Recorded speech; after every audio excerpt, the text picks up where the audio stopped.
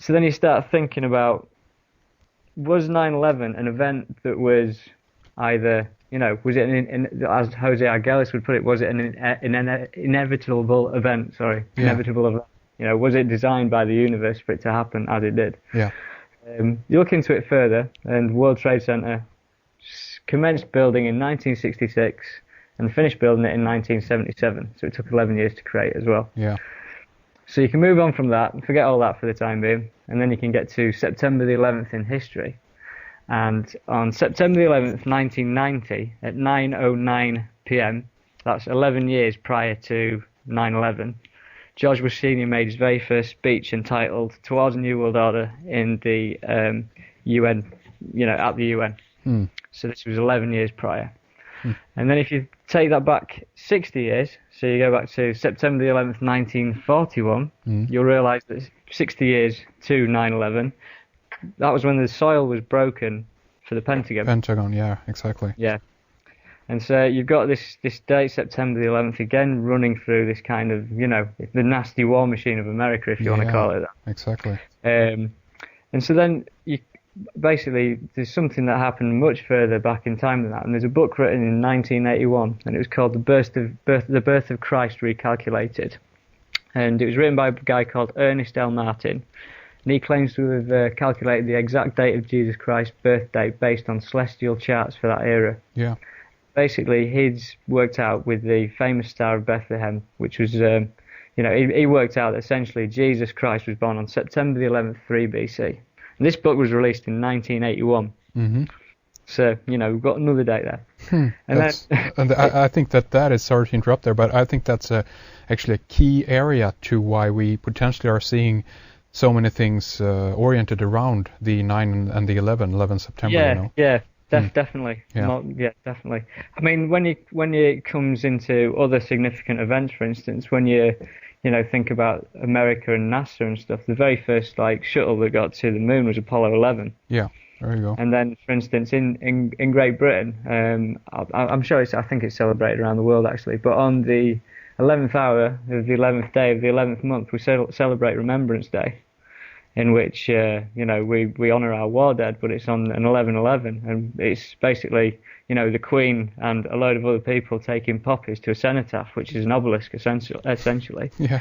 So little strange events going on all over the place. Indeed. I mean, talking about the Queen moving into royalty, and this is where I'll lead much deeper into royalty later on. But basically, if you look into the history of the word crown and the royal crown, the word crown was derived from Anglo-French word called couronne, which is derived from Latin for corona. But the year that the word crown, was first established was in the year 1111. Really? That's interesting.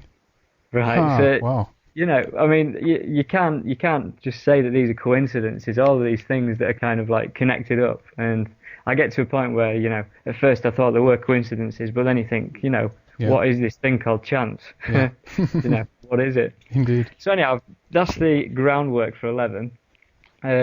And then this is where I'd started seeing this time code 1111 on clocks and stuff, and this is when I started getting this flood of information. I don't know where I've been receiving it from, but I've been receiving it from somewhere recently.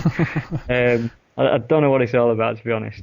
But basically, sorry. No. I just wanted to say it's interesting, and to some extent, I think that this is in a way information that wants to get out. I think it's kind of a self-containing awareness within itself, meaning that it is trying to reach out and teach us how things are interconnected. And I think that numerology and so-called coincidence or meaningful coincidence, synchronicity, is a perfect way to demonstrate to us that everything is interconnected. And I think that there are so many levels to all of this. So what we're beginning to discover are some of the most, in a way, actually obvious and very clear signs of this. But I would imagine that this is something that actually runs throughout exactly everything, if you have, basically the amount of time to study something or look at it in close enough detail. I mean, the thing with all the 11s for me is essentially, I come from the viewpoint, I believe in a mind before matter universe. Yeah. Everything stems from consciousness. Consciousness precipitates matter, not the other way around, as scientists would have you believe it. Yeah. And I mean, the way that I can, kind of prove that to myself and hopefully to others is that, I mean, I don't mean to be crude about this, but when, for instance, a man is sleeping and he has an orgasm in the middle of the night, right? The process that has created that is not any physical action. It's all stemmed from thought. Yeah. And so if you think about that, then obviously that thought has then created the ability to create life. That's if right. you understand where I'm coming from. Oh, and yeah, so, definitely. Exactly. It's a very good point. That for me is the proof that everything is a mind before matter universe. You can create life with thought. Yeah. And, so that means that everything that you're looking at essentially is consciousness. And that's my way of that's where I come from with a lot of this. And given the 11s, connected with the Pentagon and connected with the 9/11 World Trade Center disaster and everything, that to me is indicative of someone else trying to hijack consciousness. I don't know what it is, but for me, there seems to be some kind of other side of things that are hijacking this number for themselves.